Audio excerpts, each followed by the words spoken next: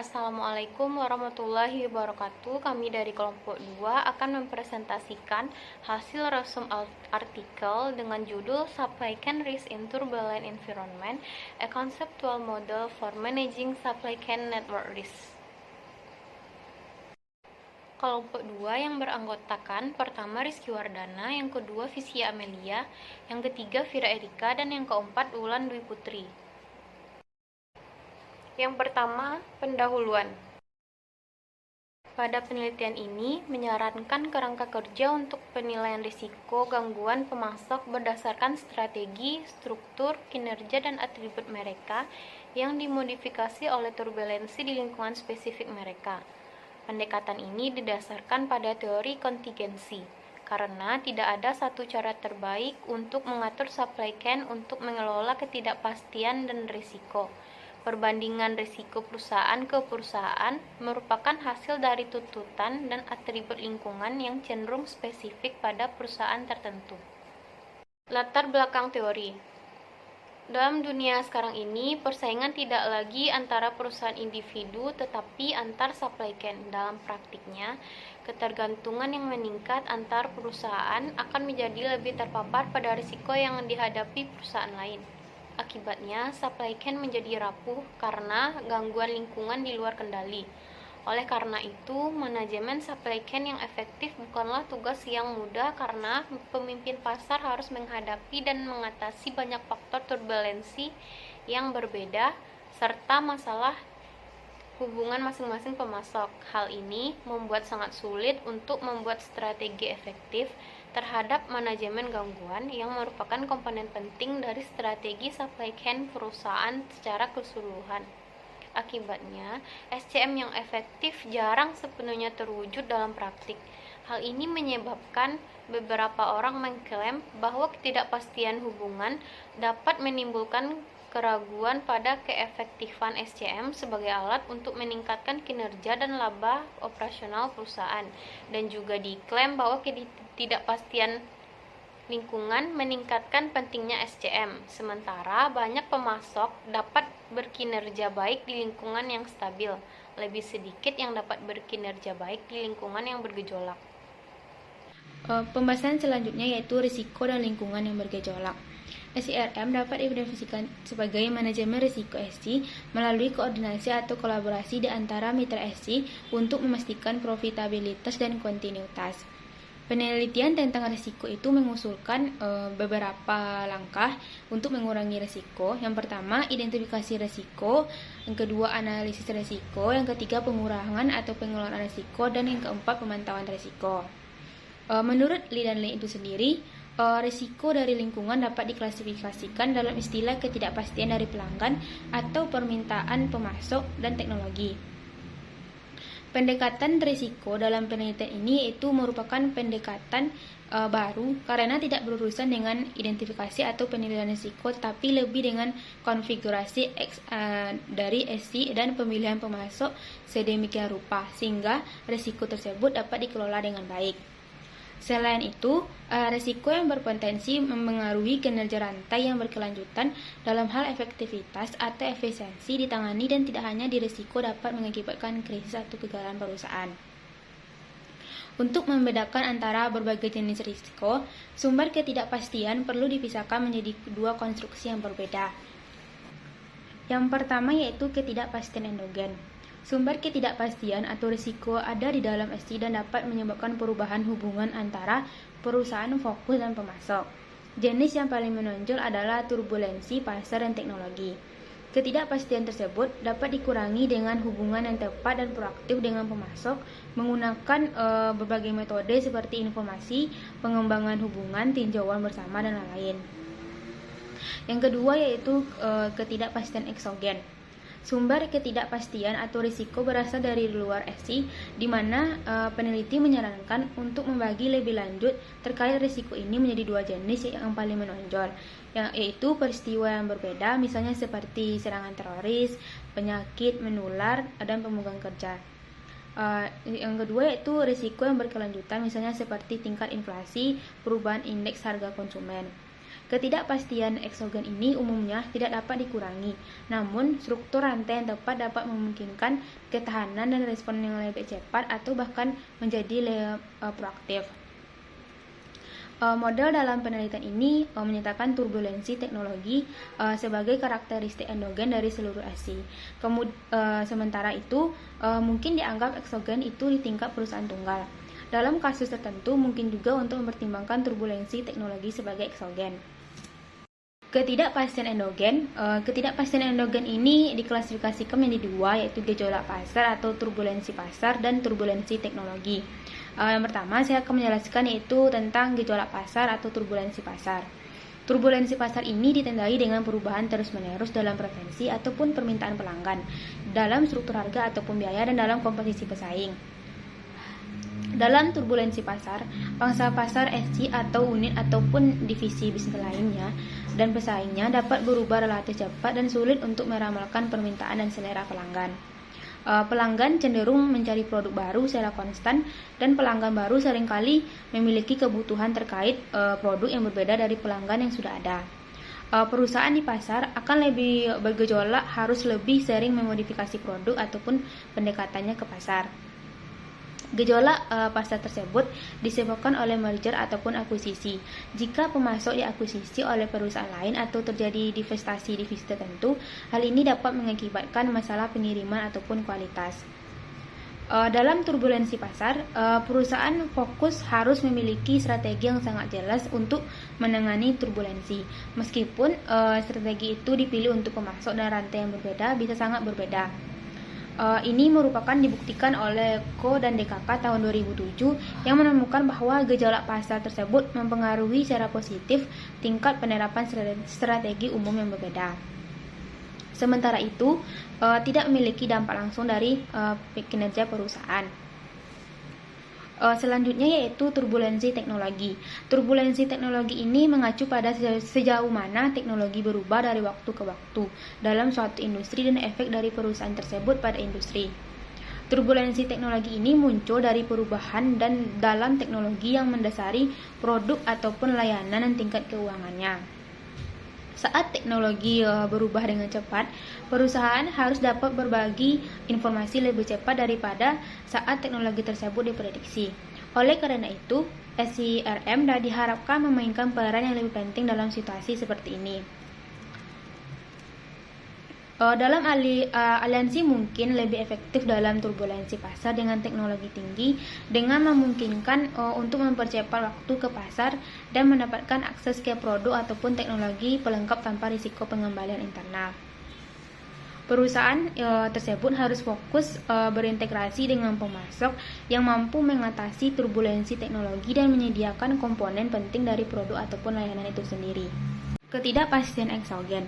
Selain perubahan pasar dan teknologi, SC juga harus menghadapi gangguan dari lingkungannya, baik dalam bentuk bencana alam ataupun masalah yang berpusat pada manusia.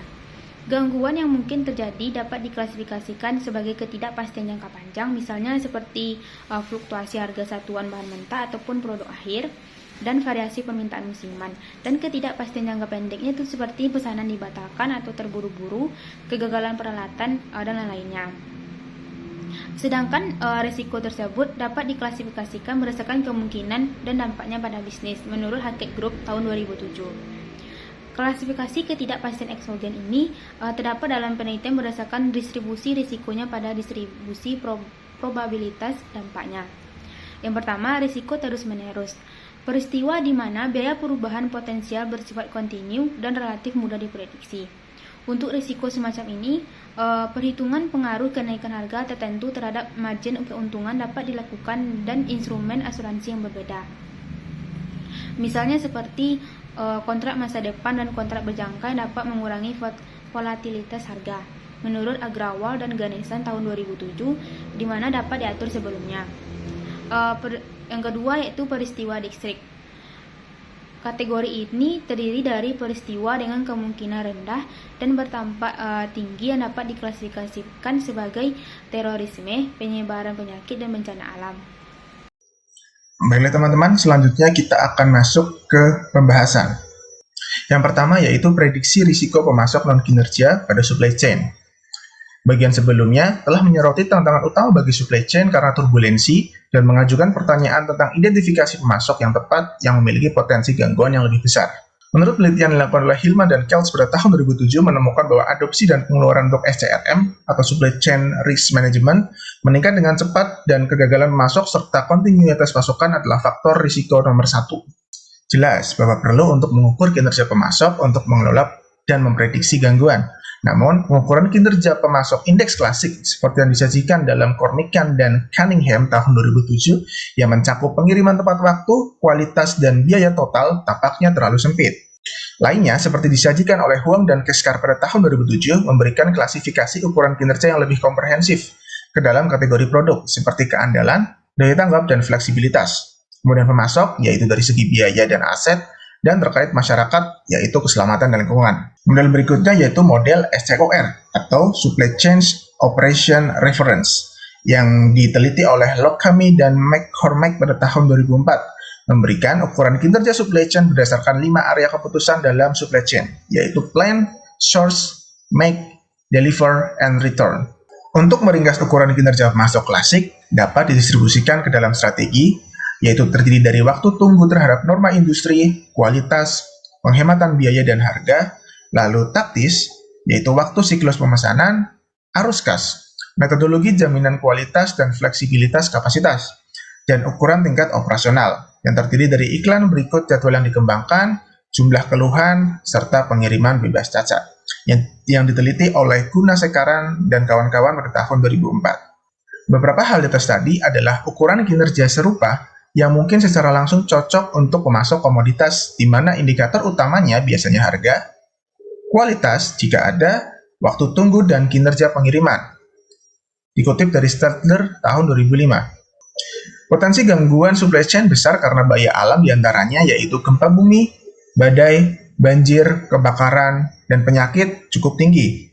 Kemudian potensi gangguan supply chain besar akibat gangguan transportasi, yaitu kecelakaan, pemogokan, serikat transportasi, dan lain-lain juga tinggi.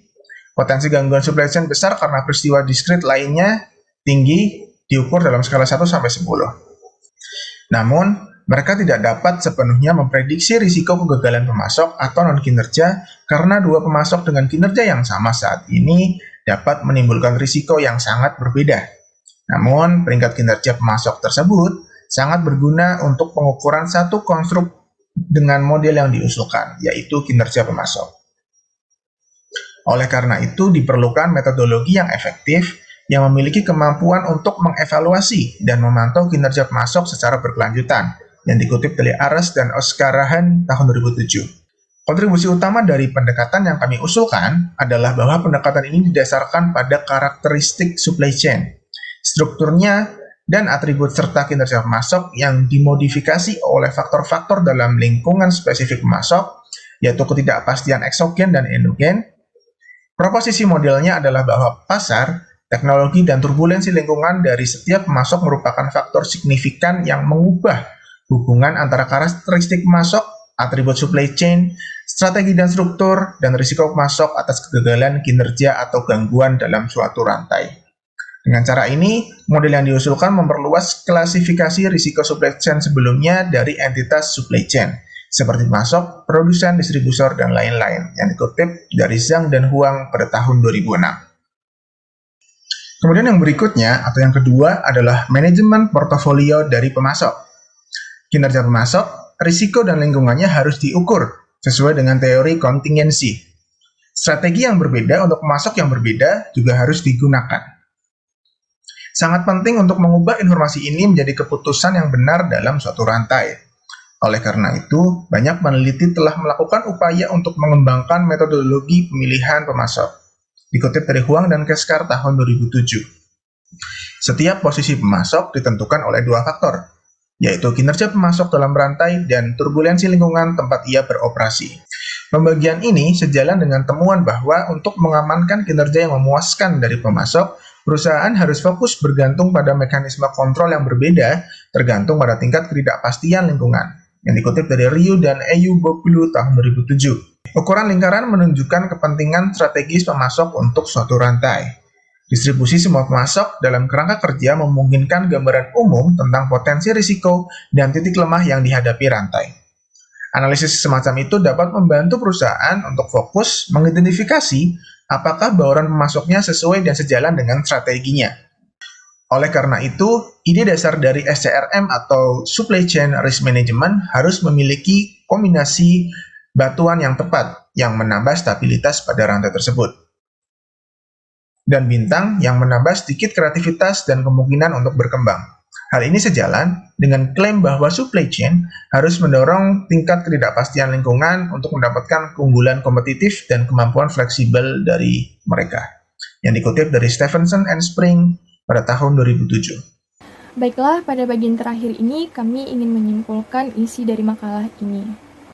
Dilihat dari semakin banyaknya makalah di jurnal penelitian dan berbagai cerita di majalah profesional, SCRM adalah bidang yang semakin penting.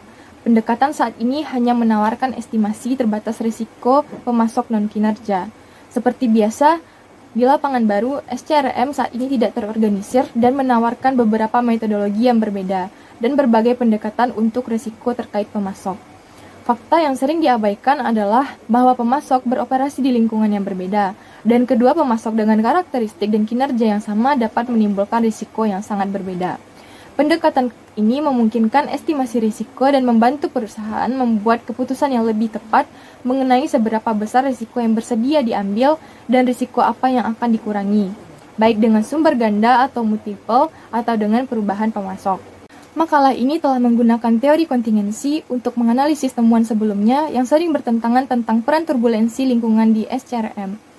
Ini telah mengkonseptualisasikan beberapa ide dan konstruksi menggunakan premis bahwa pasar, teknologi, dan turbulensi lingkungan di segmen pasar pemasok merupakan faktor signifikan yang mengubah hubungan antara karakteristik pemasok, strategi atau struktur supply chain, dan risiko pemasok dari non-kinerja.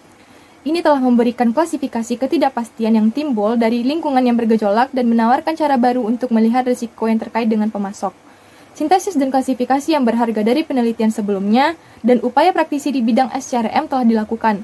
Penerapan konsep dan kerangka tersebut ditunjukkan dalam studi kasus dan industri otomotif.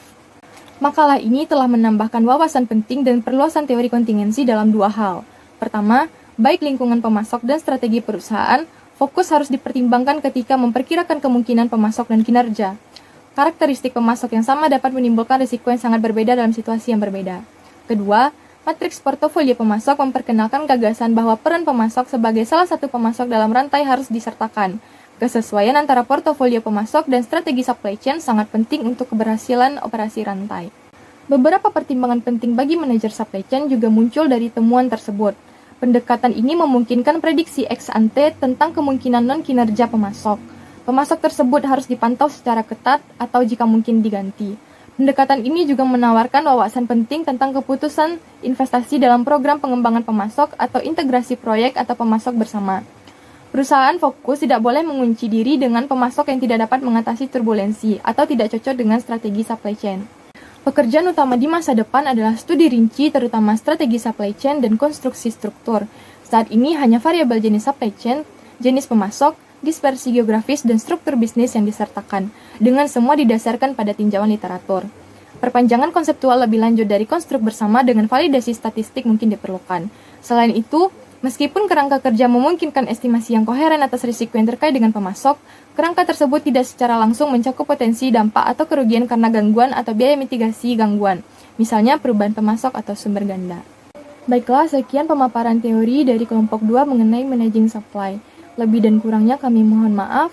Atas perhatiannya kami ucapkan terima kasih. Assalamualaikum warahmatullahi wabarakatuh.